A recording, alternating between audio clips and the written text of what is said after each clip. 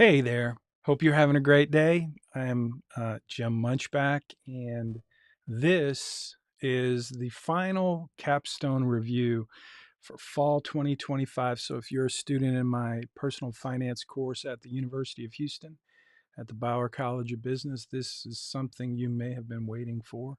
Apologize for the delays. Let's get started. I'm going to make it as quick as possible, painless as possible. So, what we've done is we've requested all the students in this cohort been given an opportunity to submit their questions for the capstone review. So the capstone review is the capstone assignment rather is let me get it up here on my iPad and I will show you. This is pretty much the capstone assignment as it is posted in Canvas. So this is the instructions you will get when you get ready to jump in and work on your capstone assignment, which I believe is due not next, maybe next week, either next week or the week after, but check Canvas. It'll tell you the due date. It's not due yet, but this is Thanksgiving, the week of Thanksgiving. So probably a pretty slow week for you at school. It is for me. I've been working on rearranging my workspace in my my studio. I need a new camera up there. I swapped it out. Terrible camera, but this is kind of in the works. My workstation is in the works, and I am getting ready to transition to the next phase of operation. So this will be my last, very last uh, video for the University of Houston officially until I start my sabbatical for the year 2026, which is coming up right around the corner. And so this is the capstone review. Let's get through. Now, only several students, by the way, sent in their requests for the tutorial, but there were some very specific things that I asked you for in order for me to do your tutorial. So what it was, basically, I asked you to send me a list of your questions, show me your financial plan with screenshots, show me what you were working on, what you were questioning, and I asked you to tell me specifically what you were hoping for me to clarify for you. In addition to that, you were requested in the email to send me very clear uh, comment saying that it was okay to use your financial plan, which is what I'm going to do in a minute here, to to answer your questions and also help the cohort. So that was the deal. And we had only two students that really qualified for that. And I'm going to touch base on their plan today. And hopefully, I think that will help you. I'm sure it will. If you're sitting there wondering, okay, where's the tutorial and when do I get to see it and how is it going to help me with my capstone assignment? Well, that's the purpose of this tutorial today, this review, is to help you. And your situation, hopefully, will be very different than the students who sent in the request. So you'll see in a minute what I'm talking about. But at any rate, when you go to Canvas, these are what you're going to pay attention to. I'm going to go over a couple of the items that we're going to focus on. First thing I'd say is debt and debt strategy. That was a big one. We want to focus on that. I'll show you that here in a minute. Asset allocation was one of your recent assignments, and that's certainly one we want to look at. Tax allocation. These are, by the way, these are the elements that when I review to grade your capstone assignment, these are the things I jump right into. So I'm highlighting the things that when I grade your capstone assignment, these are the things I look at right away. So one of the things we're going to look at is your retirement analysis. This is your probability of success. So if you have a zero, that's a problem. If you have 100% probability of success and over $5 million in assets at the end of your plan, in that case, you need to give a comment. You need to tell me why so much. Anything over $5 million will require you to take a closer look at your financial plan. $5 million is not an outrageous amount of money to have left over at the end of your plan. It's a reasonable amount actually. But anything over that, I ask you to give me some comments. If your ending value is $2 million, then I'm not asking you to tell me much about that because that's pretty close. That's in a range that's very reasonable. So we'll talk about that for a minute. Uh, so now I'm just showing you what's in the assignment. In a minute, I'm going to jump right into RightCapital, where I will be playing with a couple of plans. You will want to do the same with your plan. So again, this is the retirement analysis. Hopefully you know about the action items right there. That's what we're going to jump in and look at. Let's see what else. Cash flows. I'll show you kind of how to look at your cash flows. Hopefully you've done that. That's where you would go if you wanted to dive deeper into your financial plan to see what's going on and what's causing these numbers to be what these numbers are. Okay, so that's a good place for you to get comfortable. I'll show you how to do that. Hopefully you already know. Scrolling right down the page, that's pretty much it. We're going to jump into a RightCapital plan now and see. So this is Lath, and Lath is the kind student who gave us her. I think Lath is a she. Hopefully, I don't know. If not, I'm sorry. Lath. I don't know Lath. We've not met, but you did give me a pretty good summary of your plan. So this is your plan. I'm just going to jump in. Now, I wanted to, first thing I would do when I go to your plan is I look at your profile and I notice that you have a card for 18,000. That's doesn't say what it is. I go to bank. You've got $150,000 cash in the bank. That's a lot. I'm not sure why that's there, but that's interesting. We've got loan here. The loan looks like you've got a mortgage loan of 150,000 and a car loan for 51,000. So that's all good. And I can jump in and see that there's some things missing here, like you don't have an interest rate. That's not good. You would get deductions for that. So make sure you include all of the details in these data cards because that's what drives that's what drives the rest of your plan. So that's something I would suggest uh, you look at. Again, here you're missing oh no, there is an interest rate there. Maybe it was here too, and I just didn't see it. Yeah, there was. Sorry about that. You have an interest rate. That's great. Okay, good. So that shows the loans. I'm not sure where this cash is coming from or why it's in cash in the bank. What I would look at next in your situation is your investments. And you have a 401k of 157,000. Let me talk about that for just a minute. That's good, by the way, because remember in this course, this semester, what we asked you to do was pretend that you're 10 years older and that you've already nailed that dream job, the job that you hope to get when you retire. So if you're 10 years older and you have that job, you were asked to assume that you were actually earning the amount of money that you would earn if you had that job.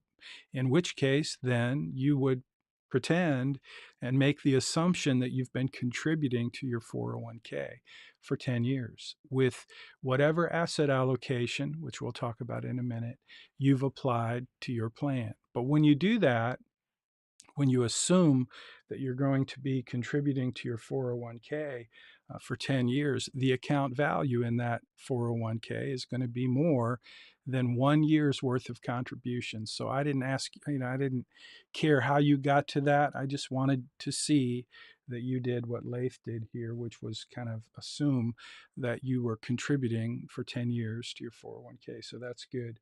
Um, we've got some other things here that I'm not so sure about. We've got a big brown bucket. Well, the big brown bucket was the 401k, so that looks like a little confusion there. If you're putting the big brown bucket in, that's okay. But what you were asked to do. Whoops. Hope I'm not messing up your plan. So your 401k is the big brown bucket. And then you could have a Roth IRA. We have a Roth IRA for 50 and the big brown bucket for 50 and the big blue plastic bucket, which was to represent your taxable account. So that all looks pretty good. We've got the property here. You've got your home listed. That's good. You've got all of the data in that field. Annual insurance 1700. If that house is in Texas, that's not near enough insurance. I don't know where it is. I'm not going to jump in and look, but one of the things I ask you guys to do is just kind of pay attention to what's real. If you don't know, you need to do a little research. If you don't know what a $150,000, $160,000 house insurance would be, you want to do a little research on that. And I don't know. I'm in Galveston County, so I know what it costs here. And I used to be a State Farm agent, so I'm pretty familiar with the premiums in Texas. If this is somewhere else, then obviously that would be, it should be lower. So that's what I would look at when I go to your net worth. Also, I would look at your family. See, so Lath is one person, and that's cool. So now let's look at retirement. This is just kind of how I would review your plan. This is just bizarre to me. We've got zero probability of success, yet we have $18 million at the end of the plan. Something obviously is very uh, wrong, not right, unusual in this plan. So now I would look around to see, okay, what's going on in this plan?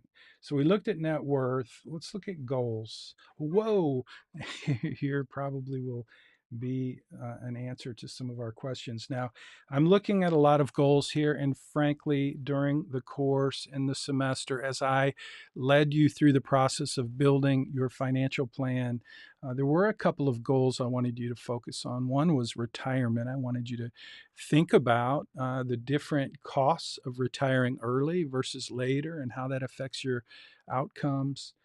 But what we see here is a lot of creativity, which is fine, but it's going to make your capstone assignment very uh, out of whack, which means you're going to get some pretty big deductions if you don't fix it.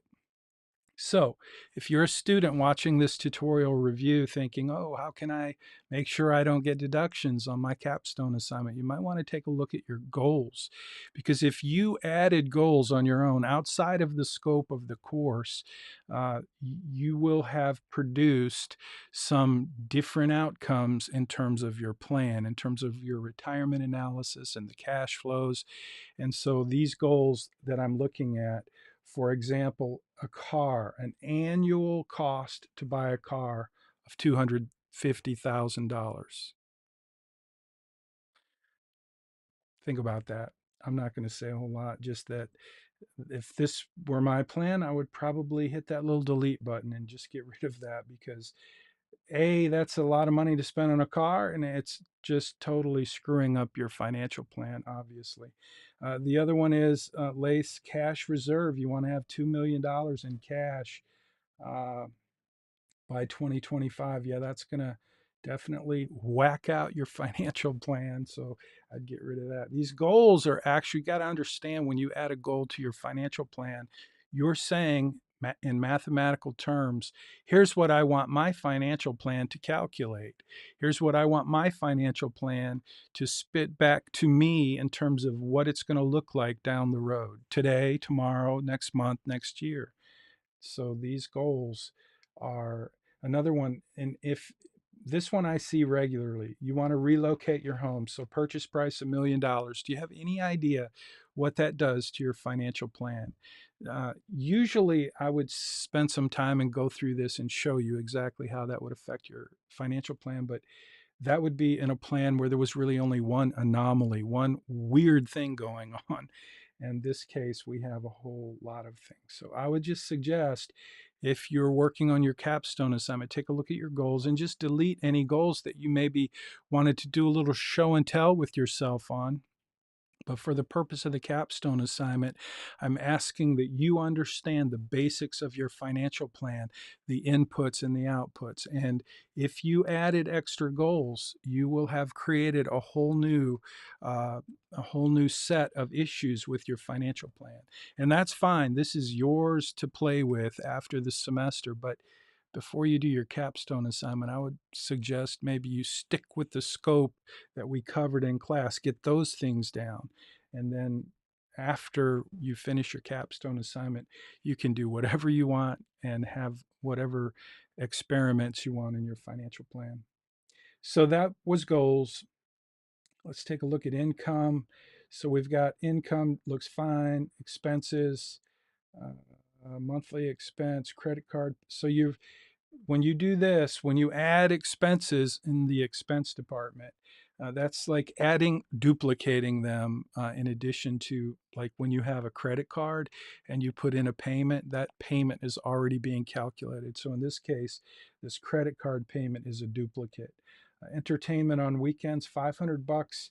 I guess that's a monthly expense of $30 for other expenses, and then food $500. So um, that's fine, but remember when you did your expenses, you had pre-retirement expenses, and let's see. Uh, yeah, you don't need to be adding all of these extra expenses. I mean, if you actually have an extra expense, that's fine. But think about what's already included uh, in your like your credit card. So I'll come back to expenses, but I'm not going to use this plan. This plan has just got so many extra things added to it that it's the reason, Lath, that your capstone assignment's just going to be an utter disaster unless you fix these things. So I would fix these things. So that's expenses. We hit savings. Let's go back to retirement and just look. I want to make sure you see this again. You've got an ending value of $18 million. Is that right? Yeah, that's right. And then let's look at these action plans. So I don't know I'm not sure what you've done as far as your uh, investments. Let's just take a look. Looks like you're moderately invested. So you could play with that and it would make a change to your financial plan. So I'm going to leave it there for you, Lath, and just say the best thing you could do is delete all of the extra things, pay attention to the important things that we covered. It looks like I think you have correctly done your tax allocation. Let's see, investment, tax. And by the way, if you don't see what I'm doing, if this is helpful, we have the upper navigation and the lower navigation in RightCapital. And so I clicked on investment and then I clicked on tax allocation. And so what I'm looking for when I review your capstone assignment is that lesson, excuse me, that lesson required you to make sure that you had uh, tax deductible bucket, which is your 401k or tax deductible IRA. And then you had a tax free bucket, and it was supposed to be at least 50,000 in each. And that was kind of a trick question because in your 401k it should be a lot more than 50,000 unless you just have a job like maybe you're a teacher or a social worker or a basket weaver where you just don't get paid a whole lot, and so you have a very small contribution to your 401k. In that case, $50,000 might be fine. But if you're in the business college and you have a business degree and you get a job in the business world making decent money, over 10 years you should have more than 50 grand in your Roth in your 401k. So that's what you have here, Lath. That's great. You did great. And it's great to have more in your taxable, the big blue bucket. That's all good. So your tax allocation is good. You'd get no deductions for that. And that's what we want. So those are the things I'm looking for. Uh, Again, back to your basic plan. If you get rid of those goals, you'll start to see a plan that makes a lot more sense. And from there, you should be able to take these instructions and nail your capstone assignment. I hope that helps. So now I'm going to jump over here and not show you. I'm going to go find another student, a student who wanted to have the review, and I don't want you to see everyone else in my planning universe. So here we go. I am now opening another plan, and I am going to just show you there's a net worth of negative $16,000. So this is another plan that is just a little unusual, and I really appreciate both of these students who gave me permission to use their plan to help the cohort. I hope you appreciate it as well. Only two students, only two students out of 52 students took advantage of the opportunity to request a tutorial with the proper request. I got a lot of emails like last minute, hey, I'm working on my capstone. Can you help me? And that wasn't the deal I made you. The deal I made you was, if you want some help on your capstone, here's the process for the tutorial.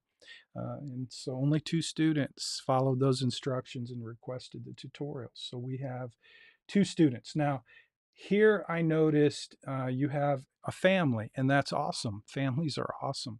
It does definitely change the scope of your financial plan and regard with regard to the capstone. So I don't know who this 23-year-old co-client is. Expected child, expected child. I would probably suggest, for the purpose of the capstone, that you just clean this up and make it bare bones and get through the capstone. Because if you turn in your capstone with what I see in your financial plan, you will have a lot of deductions. So let's start just by going where I would go, the retirement, and just see what do we have here. We have zero probability of success and zero money at the end of the plan.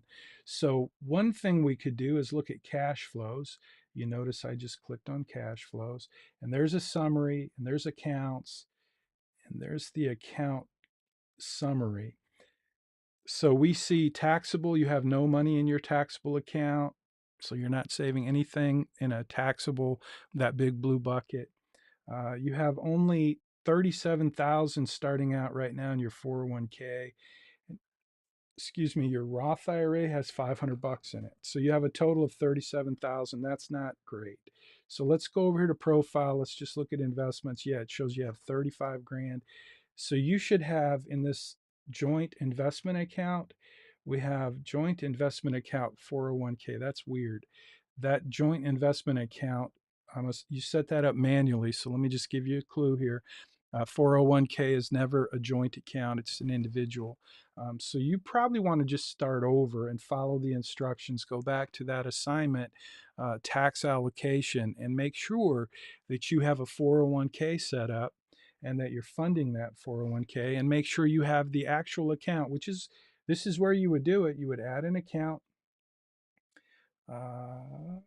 investment, and you would make that instead of a taxable account, you would click on 401k, but it would be your name, and then you would go ahead and put, I'm going to delete that, but you would go ahead and add that account and add the amount that is in that account. And again, remember, you're pretending that you're 10 years older and that you've been working for 10 years. Therefore, you've been contributing to your 401k for 10 years. So how much money would you have in your 401k? That starts by knowing, how much are you making? How much is the company match? How much are you contributing? How much are they contributing? And then you come up with an amount that you get to have in your 401k account the first year. And then you go 10 years out. So you multiply it by 10. And then you take a look at your asset allocation. And if you've been investing with a good range of asset allocation, then you would have had some really good returns over the last 10 years. And so that's part of what I wanted you to learn. In this case, you've not demonstrated that you're getting that, and your capstone assignment will show that, because you don't have the three buckets. Okay, you don't have your Roth IRA set up, you don't have your 401k set up correctly, and you don't have your taxable account set up. So I'd start there, and then I'd play around with your asset allocation, get an idea. What does it look like if you go aggressive versus conservative? And that's going to change these account values. And all of that is going to take us back to this retirement page where we get to plug in some things under action items. And this is, again, a great place for you to now you're saying that you are contributing 20% to your 401k, and whoever client the other person is, it looks like you have two people, but you didn't put a name there. So if that's true, they're also putting 20% in their 401k. So if I go back and let's go to profile, I'm going to look at income and see what kind of income we have. So it looks like we have an income of 65 and another income of 65. So two people with incomes of 65 and savings goals of 20% in each. And then Roth IRAs of $3,000 each. I don't know why you're doing $3,000 there. I would encourage you. And so it looks like you're doing a traditional IRA and a Roth IRA, and that's fine. You can do that, but you don't show those accounts. So you're telling Right Capital that you're contributing to these accounts, but you're not actually showing them in your investments. So if you go back over here to profile and we go to net worth, when we open up investments, we should see those accounts. We should see, in this case, a Roth IRA for you, a Roth IRA for the other person in your family there, or in your plan anyway. So that'd be two Roth IRAs and then two IRAs because you're funding both according to your savings schedule there. And then your taxable, just where do you save money that you have left over at the end of the month. So those are all missing. And that's making a big difference, obviously, when we go to your retirement because there's nothing showing there as far as actual savings. And remember, again and again and again, you're pretending you're 10 years older. So you have 10 years of accumulating some nest egg. That was the whole plan, the whole purpose of being 10 years older. So I'm not sure what else I could show you here. Let's go back. I want to make sure we look at, I don't know that we covered, this is a big one, the debt management. So let's first start out and just see what do you have as far as debts. So you have a credit card of $1,200. That's clearly not enough. Uh, you have loans. You have a car loan of 33,000, mortgage of 0, and a car loan of 39. So looks like you have two car loans and no mortgage. That's definitely not what your instructions were in the course. You were supposed to have mortgage based on where you live, based on your job. You found a house, you did a little research, you bought what you could afford, what you wanted in the neighborhood. You didn't do that. You need to do that. Number two was you had a car, you have a car loan, you have two of those, and then you should have a credit card, at least $10,000. And the reason for that was so that you could do this next step and have a learning experience. And the learning experience was simply to uh, be able to recognize what happens in your plan when you add one of these uh, strategies. So there are three strategies basically. Let me see if I can make that bigger yet. There you go. So we have three different strategies you can choose from. The one that you have now isn't really a strategy. It's just pay everything according to the minimum payments that you put into those debt cards. So, so if we go back and we look at your loans, you'll see the minimum payment, and that's what you're paying. That's what this is saying. You're saying to Right Capital, just use that amount, just pay whatever the minimum is. The next one is highest to lowest interest rate. So let's see what happens when we click on highest to lowest. Don't forget, we have to hit refresh. We hit refresh, we come back and we see, oh, look, you saved $2,000 and you're out of debt 38 months sooner. Now, because you only have a little bit of debt, you've got two car payments. Uh, that's not a huge savings.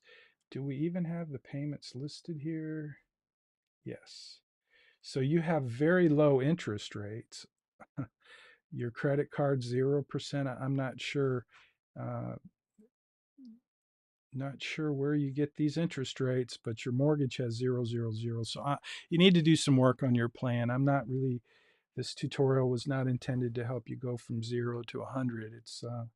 It was to help you figure out what you were stuck on. But where you're stuck is you need to go back and do some work on your plan. And if you're watching this tutorial review and you're in much better shape, this is where you want to go to see how does it add up.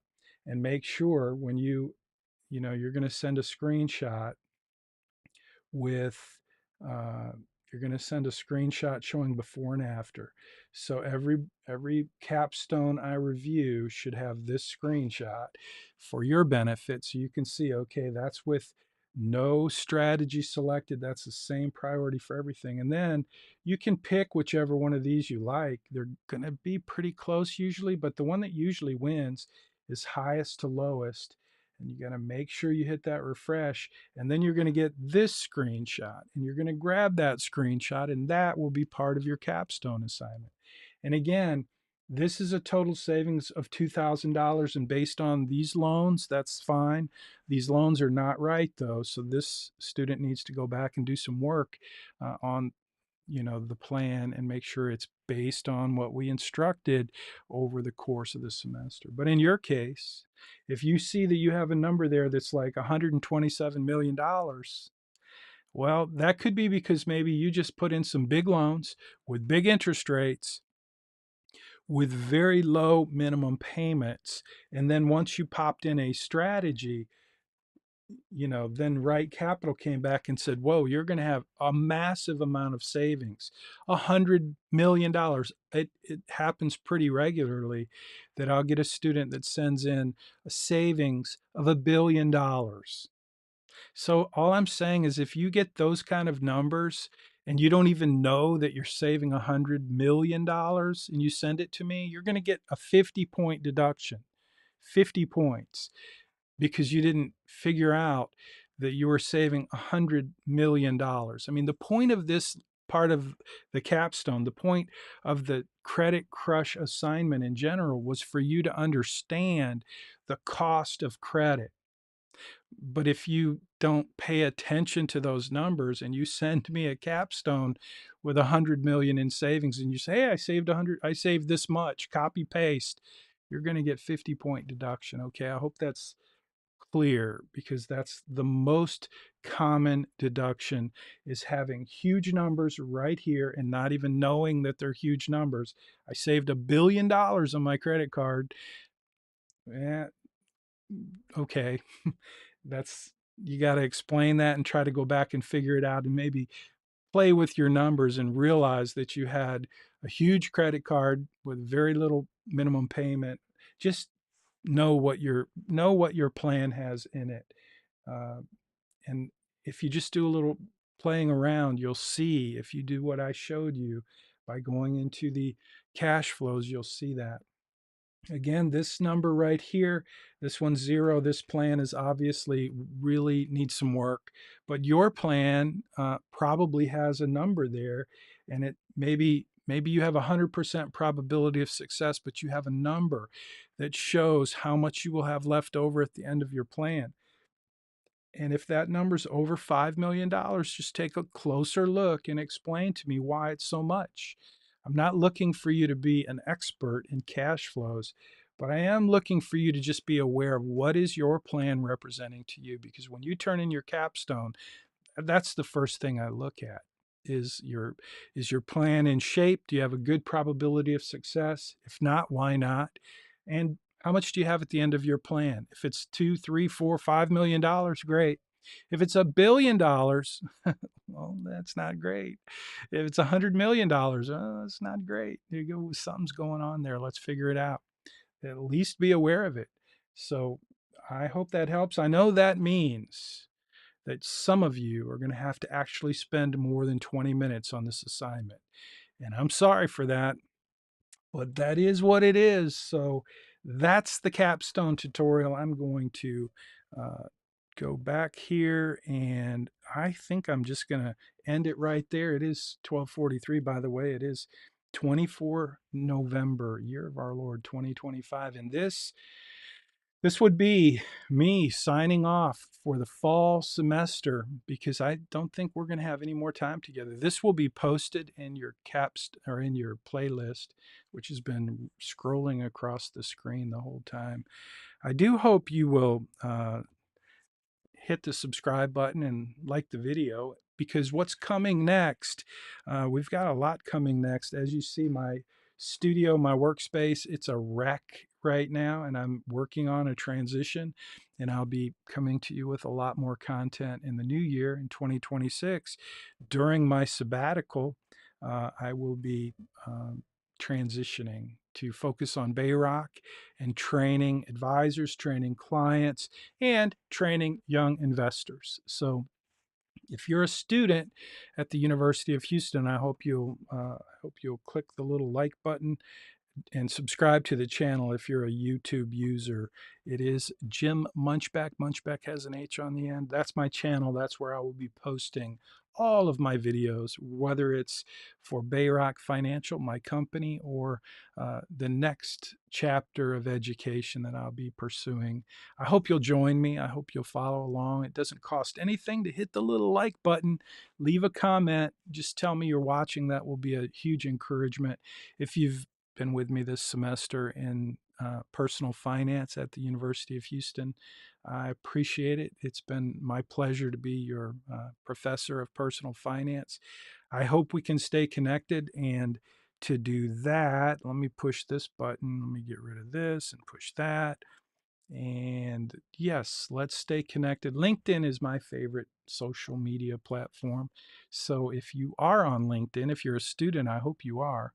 And I hope you have a profile picture because that's helpful. I generally go look at the profile picture.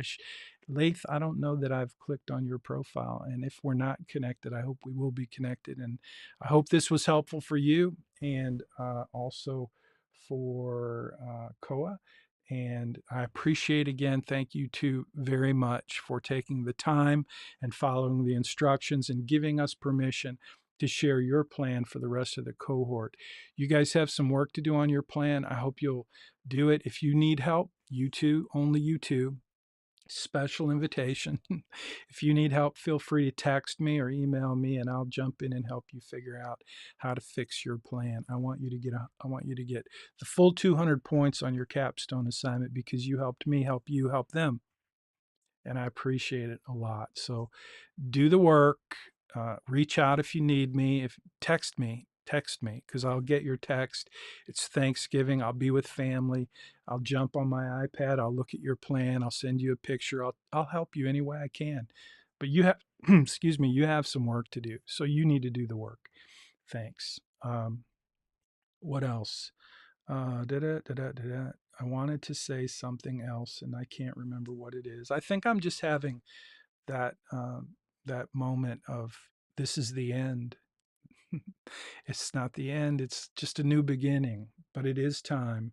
Oh, the playlist. We will have this in the playlist. Yeah. And one more thing I think I want to share is this Apple Homeschool. This will be one of the things that I'll be doing moving forward is I'm going to be helping my two grandchildren, Caleb and Maddie, do homeschool. I don't think I have a cool screen for that, but anyway, you'll get some more of that. We got them a Mac Mini little computer. They're learning how to use notes and calendar and uh, email, not email. They're going to learn how to do a lot of things on their little Mac Mini and their iPad. I got them an iPad, just like my iPad, this little iPad right here. Actually, I didn't get them this version. This is a Pro, but they do have a pencil and they do have an iPad, and it's a great little tool. And so that's what we'll be playing with. So if you want to learn more about how to use your Apple stuff, notes in particular, notes and uh, to do reminders. We're going to be working on the basic things that we all need to know how to do when it comes to using our Apple tools. If you're an iPhone user, if you're an iPad user, if you have a Mac, you want to check it out. So, again, it's all coming to you from the same channel. It is my channel. It is YouTube at Jim Munchback. Munchback has an H on the end. So again, it doesn't cost you anything. Go ahead, hit the like button, and do leave a comment. Tell me you're watching. I appreciate it. Okay, I think I'm going to hit the end button now and finish it up.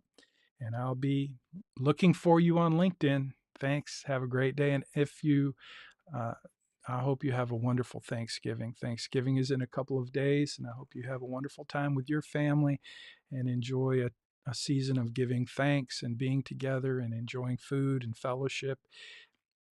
We're going to have a great family time out at Lake Livingston, not Lake Livingston, Stephen F. Austin State Park. And so I'll probably take some video and